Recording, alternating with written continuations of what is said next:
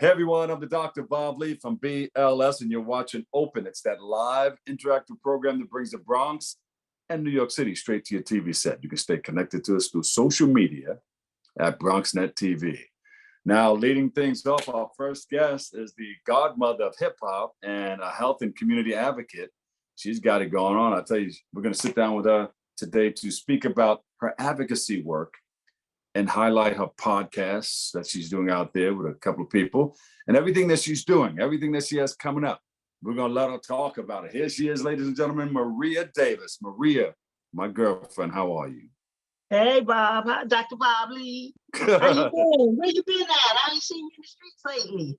Yeah, no, I've been out there. I've been at different places. I've been up in Albany. I've been downtown, uptown, all around town, that area. Then you can catch me on the radio each and every night right after the Quiet Storm. But tell us about the wonderful work that you're doing. I always get a flyer. You're back at one of the shows that you're doing. Start off with that because you're doing podcasts and everything. But tell us about the show that you're doing because you've been doing this for so long now. Yeah, they would call you the godmother of hip hop. Yep, that's what they named me during the pandemic. Yeah. So, I have a showcase that I've been doing since 1994 called Mad Wednesdays, which features so many artists from hip hop to R&B, from Jay-Z to 50 Cent, Monica, even Missy Elliott when she was in a group called Sisters. Mike Phillips, Bob Sumner helped me get the comedians. Bill Bellamy was a regular. Mike Epps was a regular on my show. So, it has stand the test of time, like myself. And, I'm just honored and I'm grateful that Mad Wednesday has become a community movement, not just about pushing artists and giving them a platform to perform, but also using it to educate them. I do HIV testing in there, hitting them with information. October is Breast Cancer Awareness Month. So yesterday at my church, First Corinthian Baptist Church, we had the mammogram van out there with the American Italian Cancer Foundation. And then also this month is Domestic Violence Awareness Month. Yeah. So, it's a lot to be done. I always see you out in the community. You know that. And the last time, I can't say the last time. We were out there during Harlem Week and a lot of other places. But remember, we were feeding the community in Harlem. I think it was Hope for Harlem. Yes, Hope for Harlem with First Corinthian Baptist Church. I love the leadership of my pastor. He's young. He's a young pastor, and he gets it. And he gets it not only for, our seasoned seniors, but he gets it also for our young people too. He's liberating. As I brought a young girl to him yesterday that lives in my building, and she has 3 young kids, and I said, come to my church, you'll get liberated. You ain't got to stay there. Nobody asking you to be a Baptist, a Christian. Just get liberated. Learn the word for yourself so that you can find yourself in this crazy world that we live in today. Get that understanding.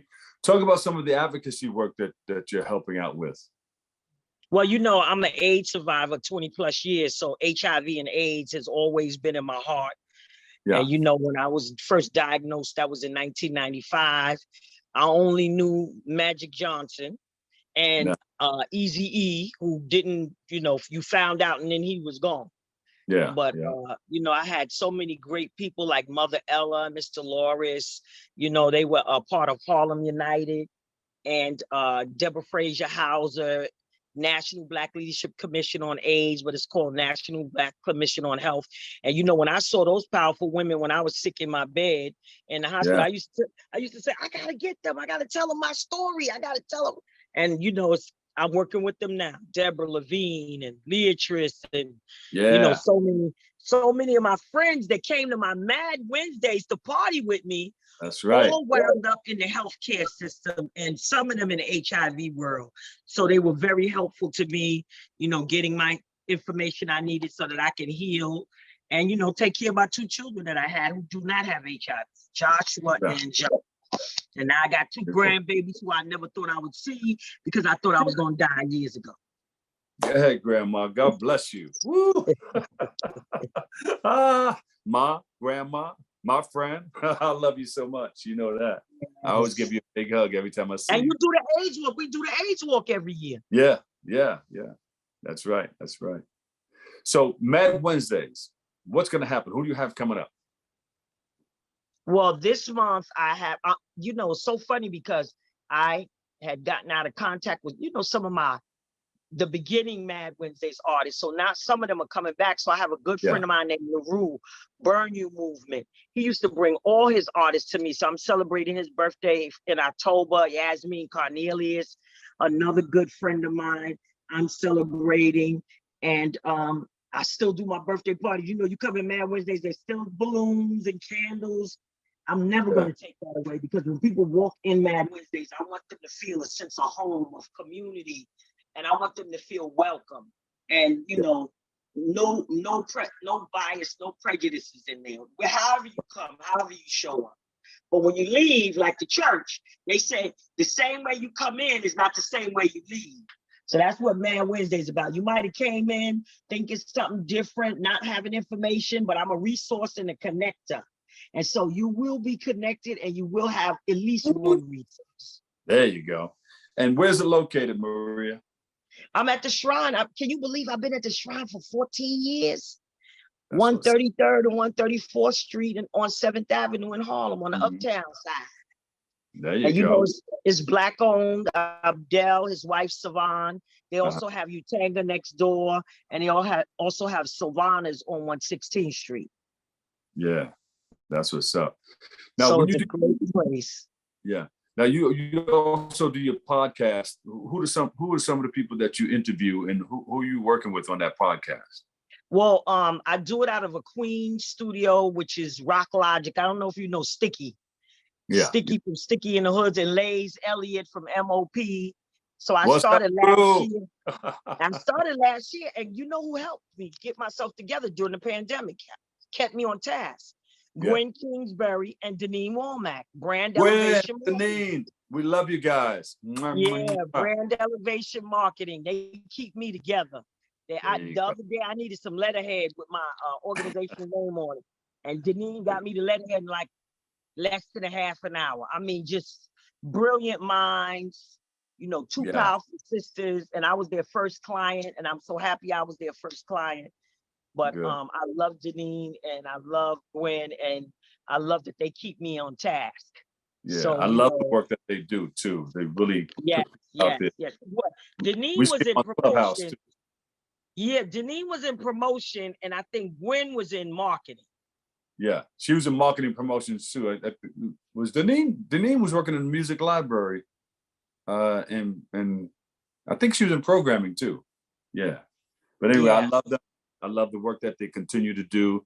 I see you guys in Clubhouse. You're talking about just bringing things to light for people. And people need to know, especially in this day and age, there's so much stuff, so much crap being put out there. We need to narrow it down and say, hey, this is what's important, so that we can move together in the same direction for a common cause. And that's what's important.